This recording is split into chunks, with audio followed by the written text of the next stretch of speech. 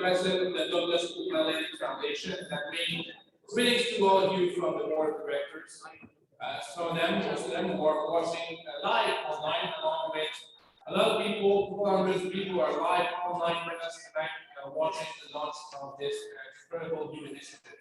It's an absolute pleasure for me to be here with all of you to celebrate and honor our dear friend, Mr. McDonough. Before we begin, though, I would like to invite Reverend Sewell from the McDonough First Nation, professor here at SMU. Ramon will be providing us with a traditional make-back welcome song. Ramon.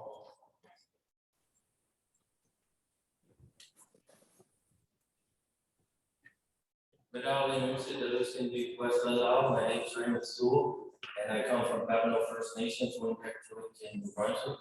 I made a life here in Timbuktu, started my family here. I'm very happy to introduce y'all and welcome y'all to Mi'kmaq. I know people travel from away. Welcome to the land of the Mi'kmaq, I like to say I grew up in a musical. When we started events, any Maui, any powwow, any meetings of any significance, we play this song at the beginning. So in that spirit, I'd like to sing the honor song. I did go get Bishop in honor of Alexa. I was lucky to meet her in life and to go here and when she was around here. And yeah, so in honor of this event, I'd like to sing the honor song.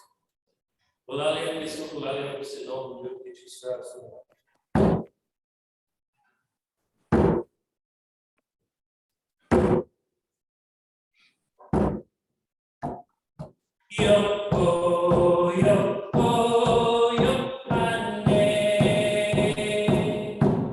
Yo, oh, yo, oh, yo, ane.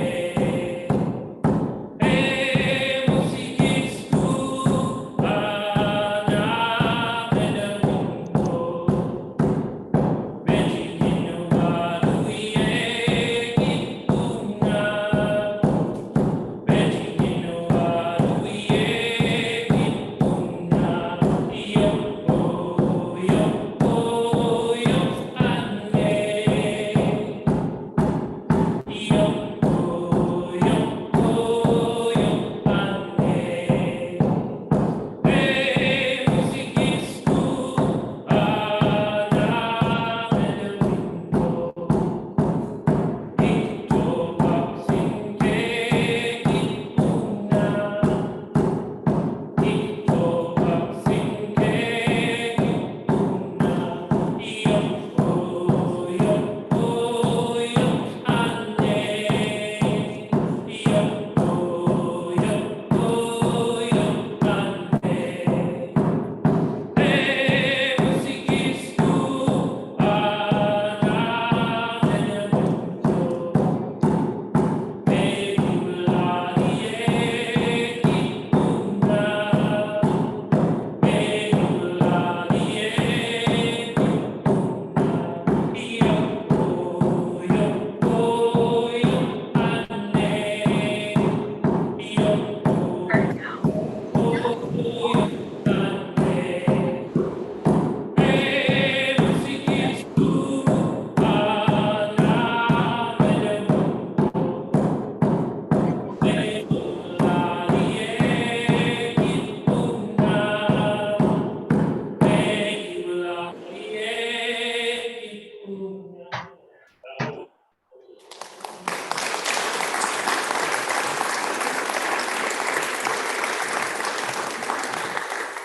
Thank you, Raymond. Very much appreciated. Thank you for that beautiful welcome. We are honored to be here on your traditional lands, and thank you for sharing this beautiful place with us. So, as I said, I'm the president of the Douglas Foundation, which was created in 1971 with a mandate to promote education and research into social democracy in Canada. And today, we're going to honor a great person, somebody I had the chance to work with for a couple of years, for many years, in fact, in the late 90s, early 2000s, notably as our press secretary. Alexa was a very special to mine. She was a good friend of mine, also a mentor, and probably the person to blame for the error too, but she got me hooked on politics. She taught me a few things, a few lessons about never looking back and always looking forward, despite the sometimes challenges that you face. In 1997, I ran for the presidency of the youth wing of the Democratic Party, and I lost in national commitment. And Alyssa came to speak at a convention, and upon hearing that I had lost, she immediately came over to me and said, "Don't worry, you're coming with us to Ottawa. You have a bright future ahead of you." I assumed she was just kidding, and I just spent a couple of years, like most staffers did, but because of her, I stuck around for almost 20 years. That's why I can't be here.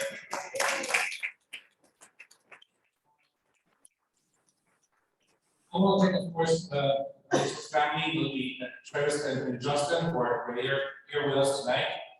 I could tell you a few more stories about Travis, Justin, myself, campaigning really hard for Alexa, the 2000 campaign, traveling the country, working hard, day in, day out, and late into the wee hours, really campaigning. That's all we did, swear to God. But anyway, I'm glad to see you guys here tonight and the rest of the family, which has expanded quite a bit since the last time we were on the campaign trail together. And I'm really thankful that you allow us at the foundation to bring that legacy at the forefront and to keep it alive and to keep the flame alive. It's a very great honor. So thank you. Because we finally recognize when we celebrate the incredible contribution that women have made to our society and to social democracy in Canada. The Alexa McDonough Women's Leadership Center will be a living repository of the stories of success, stories of triumph, stories of challenges of the women who have fought so hard for many decades and those who continue to fight for justice and social democracy today. We've been working with Alexa and the family over the past year to ensure that we will honor her legacy of over the many decades and inspire a whole new generation of women leaders. So I'm really proud today to announce the launch of this center.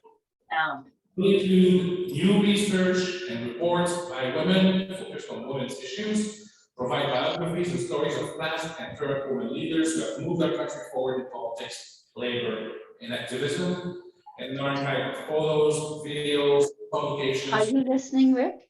For public consumption. Oh, okay. That's the idea. I will. You just keep yourself muted. Stories online.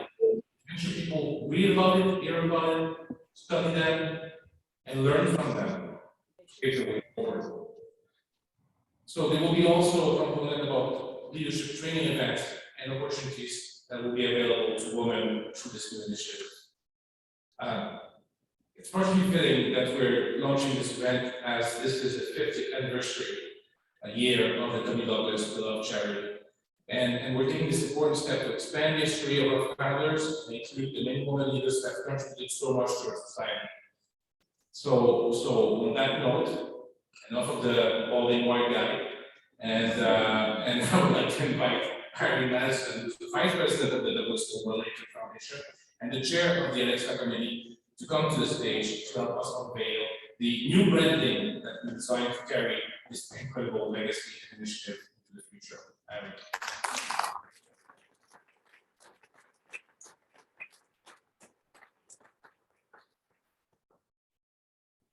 Thank you so much, Carl, for that kind introduction. And my first question is, can anyone actually see me over the podium? I have no illusions. I have to tell you, it is an incredible pleasure to be here with all of you today. Thank you. Our special guests, our sponsors, and of course, the McDonough family. Like so many of you, we are all pleased, I am pleased, and very grateful to be here this afternoon. Alexa was a very dear friend of mine. I learned so much from her, and I had the absolute honor of working with her on the Hill. I have a story to tell. It is not in the script, but Okay, I have the podium. In 1995, after I was unelected in Ontario, I was at home kind of licking my wounds, and I got a phone call from Siobhan McKenna, and she said, "What do you think about Alexa McDonough for federal leader?" And I thought, yes, perfect.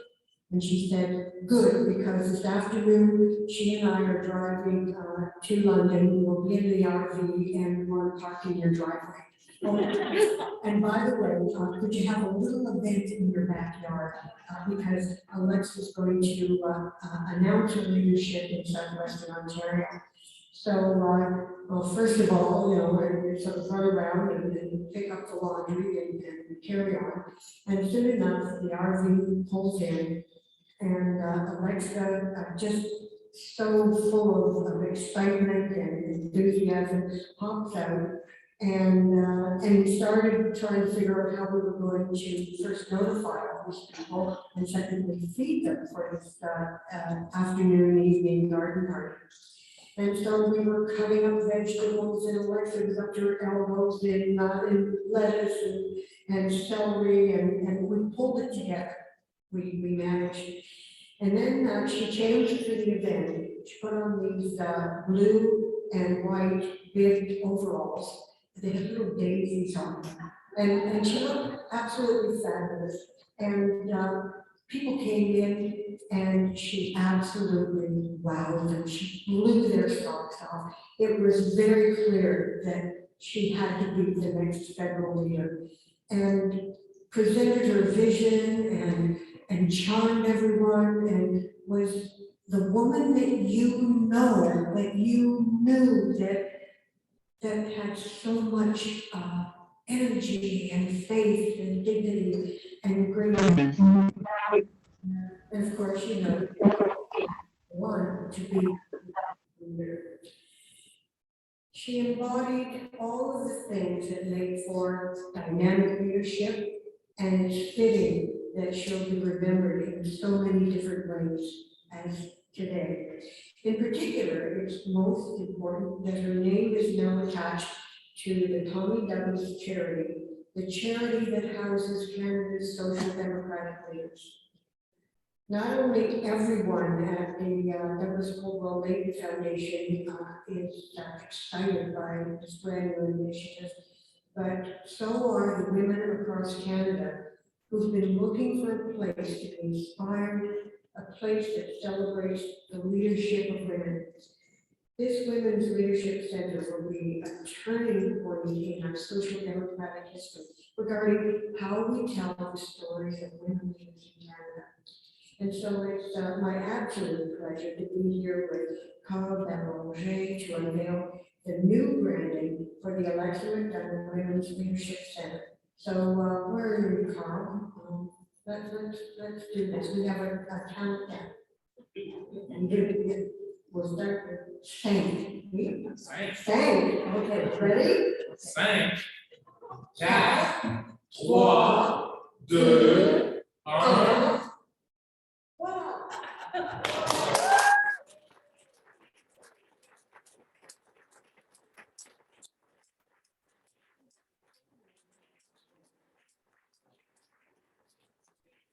Ce que j'aime de ce logo, c'est ça rappelle tout à fait le surnom d'Alexa. Et je suis très content. J'espère que vous aimez ça. I hope you like it. But I think it totally represents Alexa and the nickname, what's happening, what's leading us and guiding us, and that's still with us. But I'll go on to take over. He's almost stealing my lunch. So on the strength of this new logo, we will build this new center to inspire women for generations to come. The logo represents the elements of the center being open and inclusive while paying homage to Alexa's nickname, Carl referred to, the Iron Angel. And it's a nickname that conveys the strength and courage and intuitive understanding that she mentored in the women who were part of her life and who will come in the future. And like Alexa, These women raised so many lives with dignity and determination because that was Alexa. She graced our lives.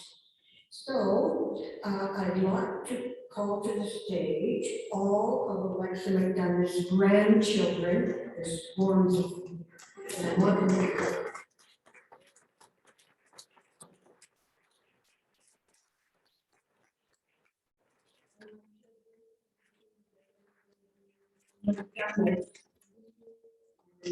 working to make social democracy.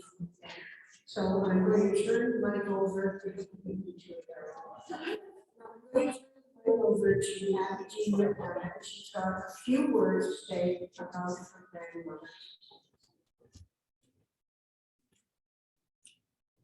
Good evening. My name is Abby McDonough, and I'm the eldest granddaughter of Alexa McDonough. It is such an honor to be here and to speak to all of you today about my grandmother on behalf of our family.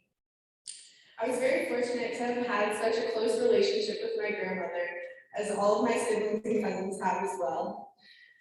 My siblings, cousins, and I looked up to her as a role model, as a strong female leader and community builder in the purest sense. We miss her and will continue to miss her with all of our hearts, but we take comfort in the fact that she lived a full life enriched by those around her, and that her legacy lives on.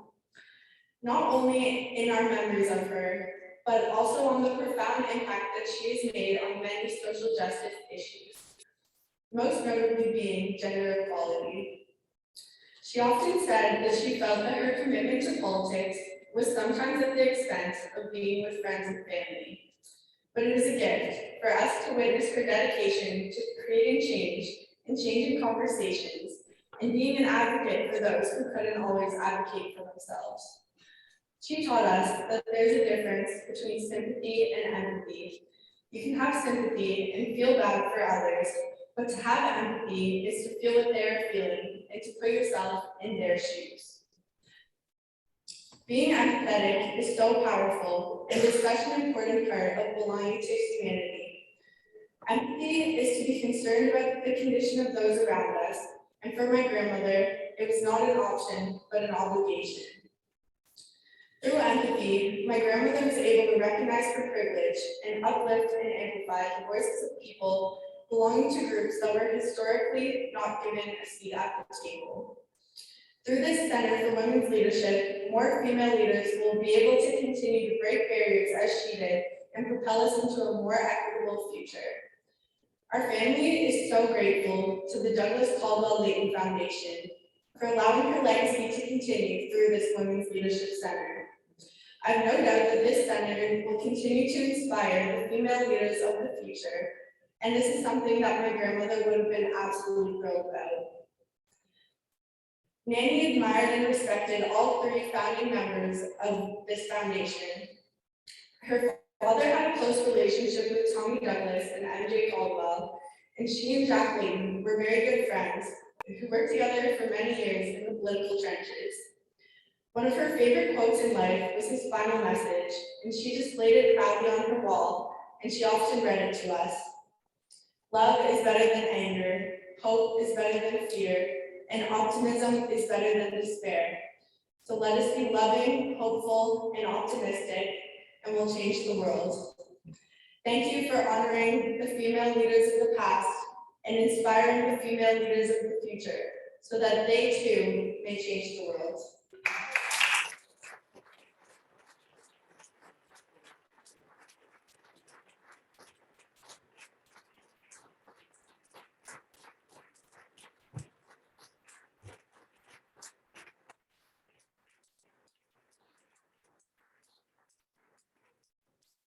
Thank you so much, Abby, and thank you to all of Alexa's grandchildren. The future is safe. Okay, and so now we have a very interesting video to play.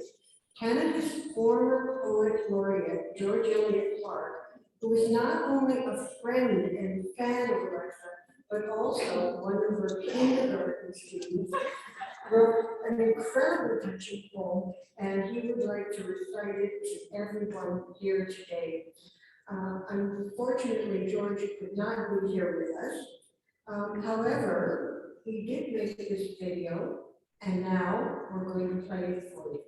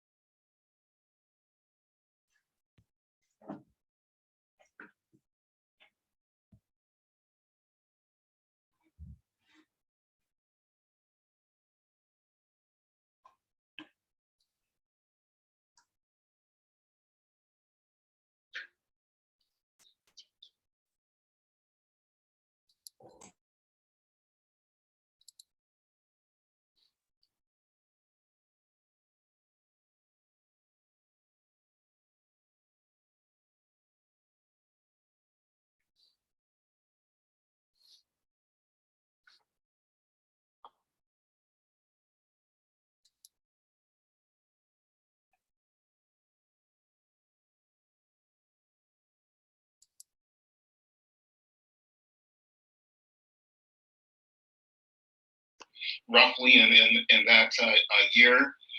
And so my poem thinks about her as my teacher.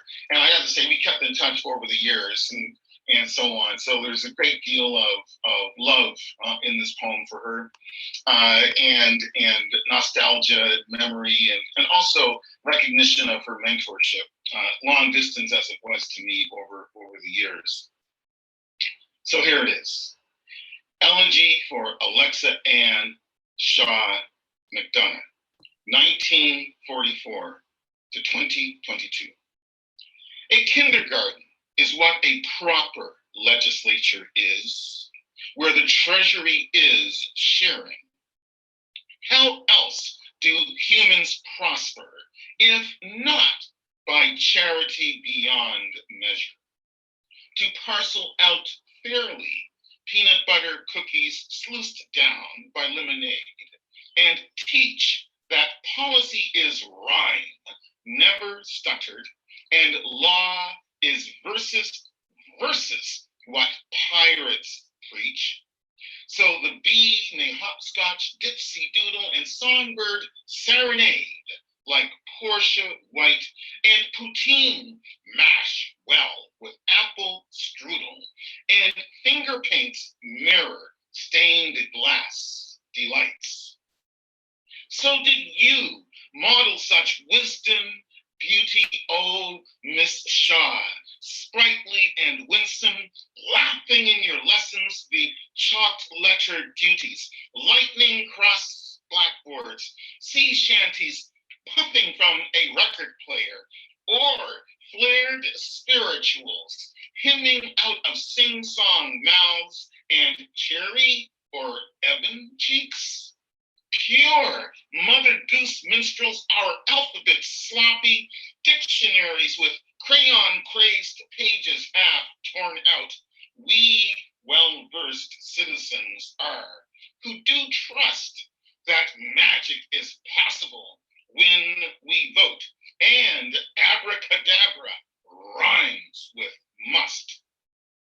Oh, my teacher, an essential element of the superb, so you were in plaid skirt. One more time.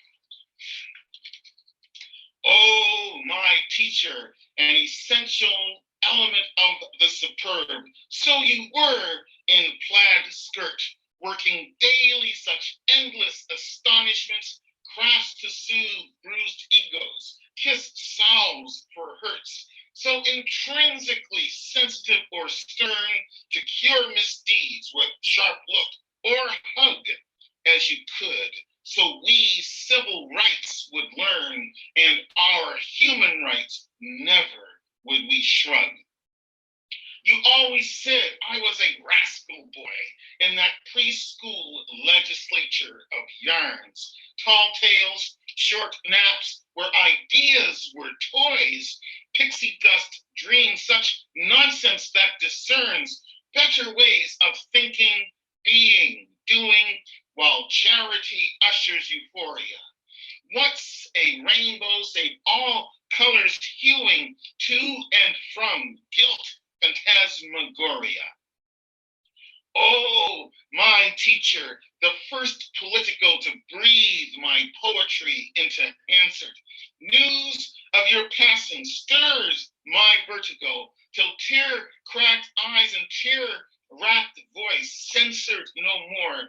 Now weep for you, liberator of gulag-tortured man or down-pressed mum, opponent of each troop-backed dictator, sister to each feminist from the womb.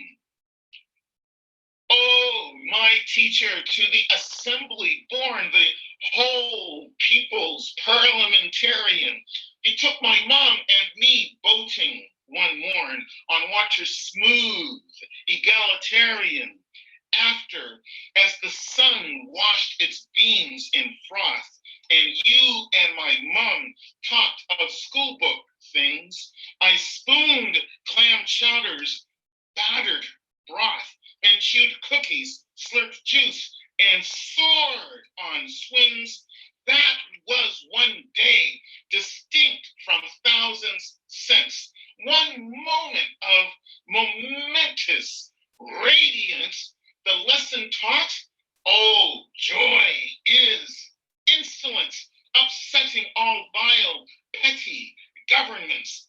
The House of Commons, most uncommon sense, intransigent, insurgent, eloquence. Oh, my teacher, grammar, all future tense you taught. I witnessed deathless magnificence.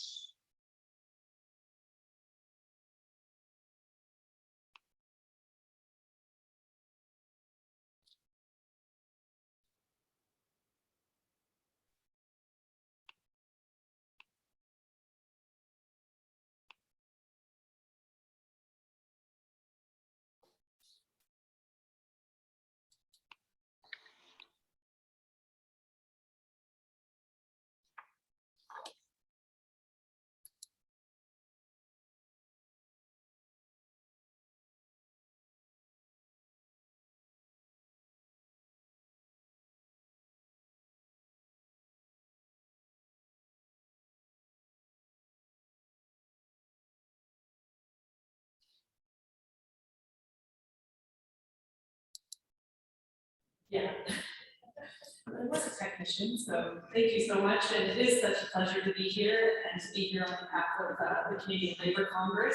For those who don't know, is Canada's largest labour organization, and we represent 3 million workers from coast to coast to coast.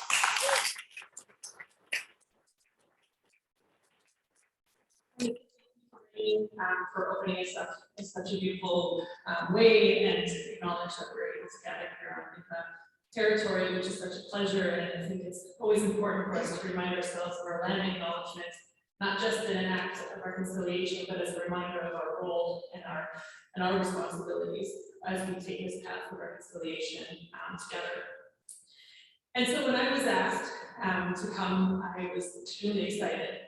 I only met Alexa once, but her influence goes beyond those who got to work with her.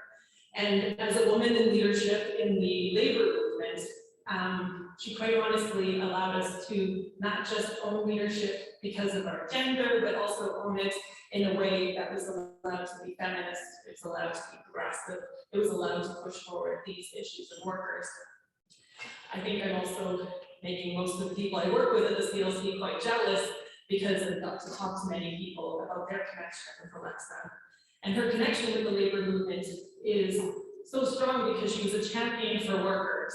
The work that she did around the Westray Act, around EI reform, and around childcare is brought forward those issues in a way, and her leadership has pushed those forward, and something that we continue to follow in and hopefully continue to change. And as a woman in leadership, for me personally, I can see this path of where I got to today, which is peppered with the relationships, the people who encouraged me, Sandra Mullen in the room from NSGU, a Femtor, it's the courses you took, it was the spaces that allowed you to be there. And we know that women in all their diversity deserve to be in any space that they want to be, and they deserve to be supported and to be allowed who they are. Thanks.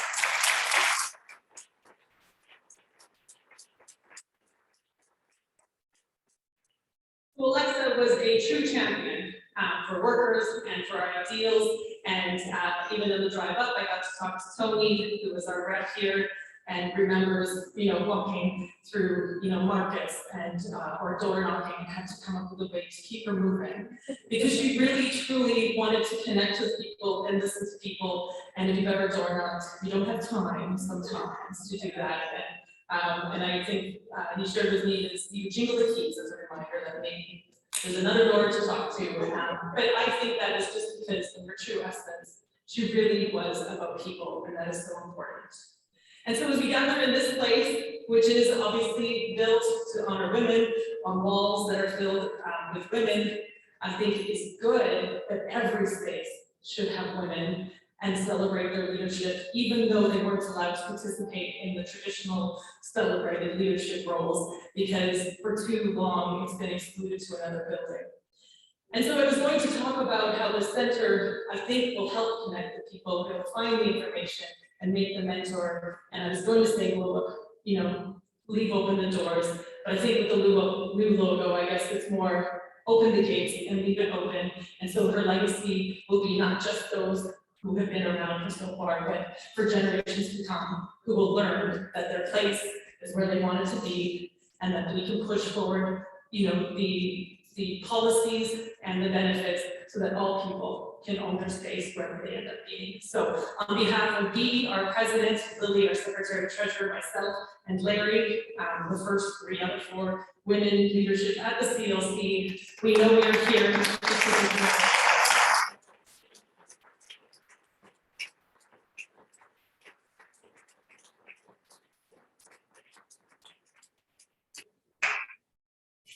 Thank you so much, Siobhan. You captured the essence. That was Alexa McDonough. And now our next special guest is someone you'll all probably know very well. And if you don't, I have a feeling that you will very, very soon. Let's have a round of applause for Claudia Gender, MLA.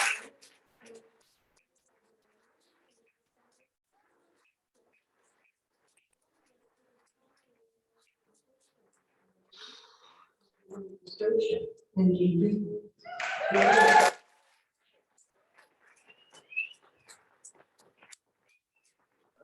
it's a very cool reception. Good reception.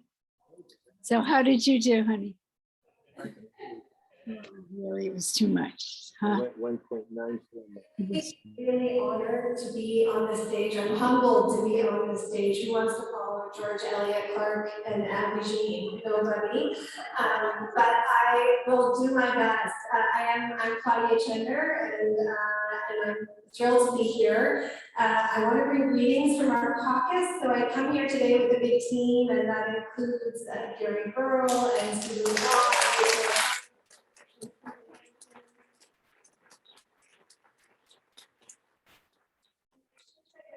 To be here, but she's 8.5 months pregnant. So we're about to have the first legislator in the Nova Scotia legislature with child. Anyway, so we are us too. I was really privileged to know Alexa, but as the previous speaker said, you didn't need to know Alexa in Nova Scotia. I have recounted a few times that I met Alexa when she came to speak in my high school library at Queen Elizabeth, and I have no idea what she said, but it made an incredible mark. And I think that is exactly what this institute will do. You have to see it to be it. And in Alexa, I saw it. I saw, as so many speakers have said, as I think George Eliot Clark so eloquently spoke of her, the way she appeared, as you spoke of her own girls, and the way that she, made her way through the crowd. I got to experience that. And I feel very grateful. And I'll say one thing, because I too campaigned with Alexa. And yes, it's true that she couldn't get away from the door. But the other thing about campaigning with Alexa is that she would get in that door no matter what. And so it was quite controlled, especially the first time candidate, you knock on the door and you sort of know someone's hiding, but you don't want to invade their space. And Alexa would open the screen door and she'd knock harder. She'd say, I just want to talk to you for a minute. And inevitably someone would come to the door looking kind of mad, and the door would open and their face would change. And they would say, oh, Alexa, hi.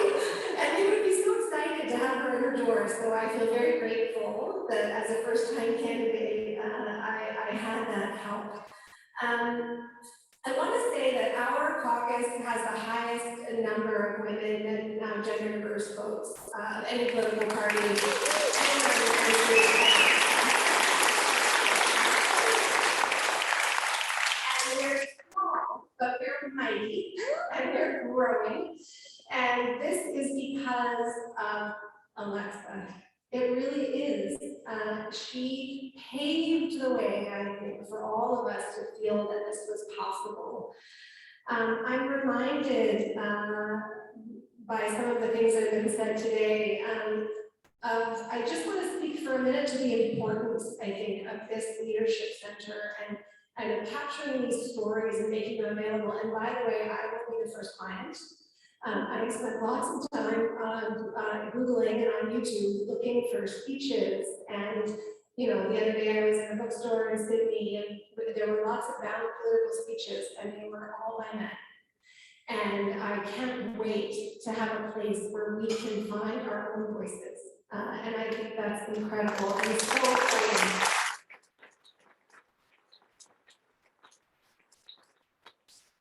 In 2017, when my colleague Susan LeBlanc and I were running for election, Megan Leslie, who many people know, had a fundraiser for Stu. And I think the title of the fundraiser was She Can Win. And she spoke at that fundraiser and she said, I have been approached over the years by many, many, many people who have asked me for advice on political life. That's what happens when you get elected. People say, should I run? What do you think? How does it work? And she said, every woman who has asked me has said the same thing. They said, can I do this? Do you think I can do this? And she said, a man has never asked me that question, ever.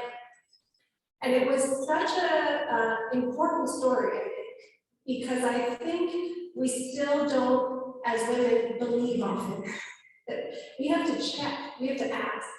And so the more stories, the more examples that we have of women who can do it and do it well and do it better and do it in a transformative way in any walk of life, the better off we all are. I was at a campaign event last night and someone was asking me, what I thought about politics and government. I promised that this would be an apolitical speech. But I will say, without naming any names or parties, that what I said was, my experience in politics has been watching men, mostly smart men, in charge of stuff, think that they can fix stuff by themselves. Over and over again, all different parties, and all different types of leadership. I'm a guy, I'm strong, I'm smart, I can do it, trust me, I can do it. And I think that's an approach that best lives in the past. And I think what Alexa showed us, and what women leaders across this country and this province show us every day, is that actually, as I think Abby Jean, you spoke to so eloquently, the greatest political skill, and I've been asked this question a lot, is empathy. And from that empathy comes collaboration. And I am so proud to be part of a team that models every day a different kind of leadership, a leadership that understands that everyone's voice is needed, a leadership that understands that we're not going, that one person can't fix everybody, that it's a collective project that we all need to be engaged in and that can be full of joy. And I think that's also a big part of Alexa's legacy. And so I think these are the stories that we need. These are the stories that we need to change our province, to change our world. And I am honored and proud to be stepping into a leadership position in our party, where I will have this repository available and I will have the privilege of sharing it. So thank you so much for inviting me, and thank you for this work.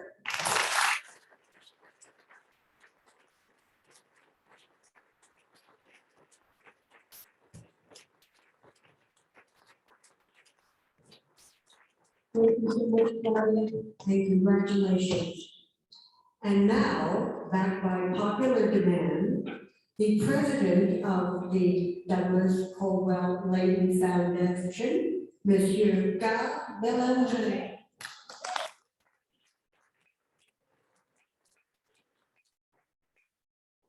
Thank you, Irene, and thank you, Claudia, and thank you for all of you at MLAs who took time to be scheduled to be here today. It's great to see MLAs here. Also great to see a former NDP MP from Halifax West in the house, Gordon Earl.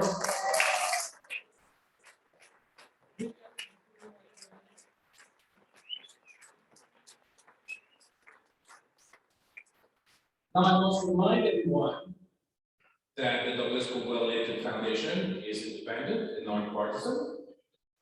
We expect support from the left and the right. Just want to make that clear to everyone, in case there are suspicions of my own part.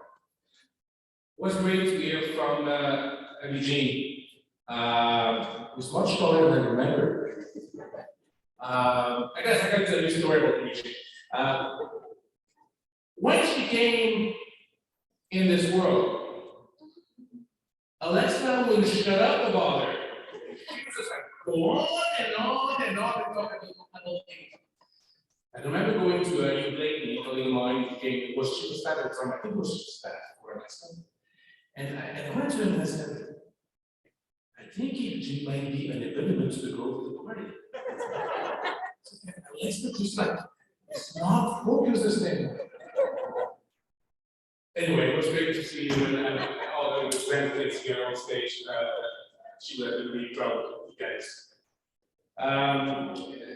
Speaking of Alexa, I have another story I should tell you because I should mention Jack Lake. And Jack had a tremendous amount of respect for Alexa. I mean, he convinced her to stick around, to run again, to be part of his office.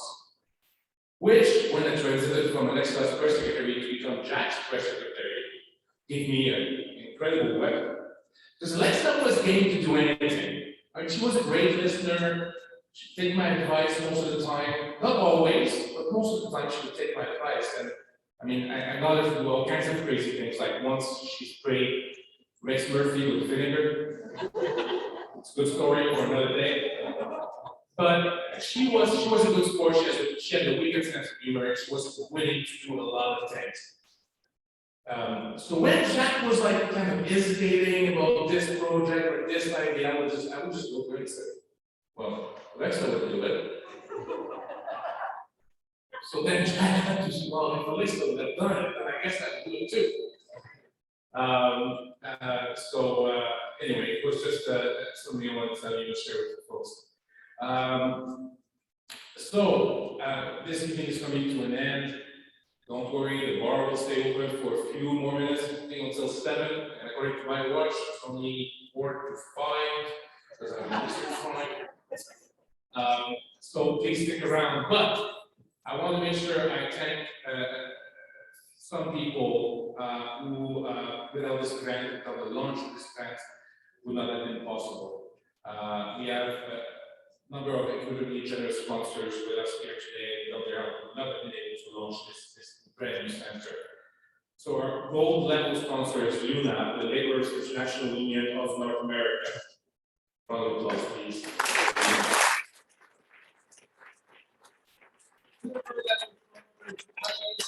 Local 256, your Halifax firefighters.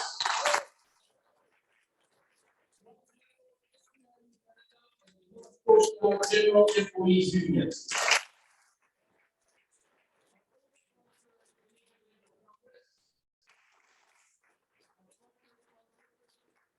Steel Workers Canada and Professional Institute of Knowledge Services. These partners are very important because they're providing us some core funding at the Douglas School Electric Foundation, and they made a commitment to fund the foundation on an annual basis, which is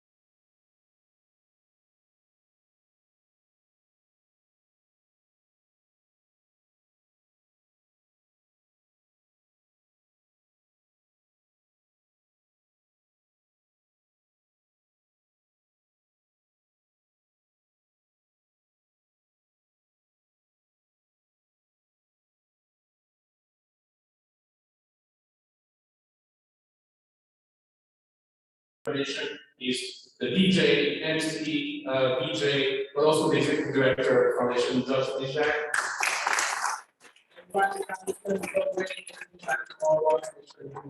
So thank you to our staff. I want to also thank the McDonough family, of course, for trusting us with carrying forward the legacy of McDonough. I saw Robert just a minute ago that he has not grown the same way as FG. Since the last time I saw him, it's great to see you, Robert. Thank you for your support. Thank you for your encouragement, folks. I hope we're making you proud. I hope we're going to be able to deliver and spread our legacy and keep the flame alive. Thank you so much for being with us, and thank you for Mount St. Vincent University for hosting us. There's more things to come. Enjoy the rest of the evening.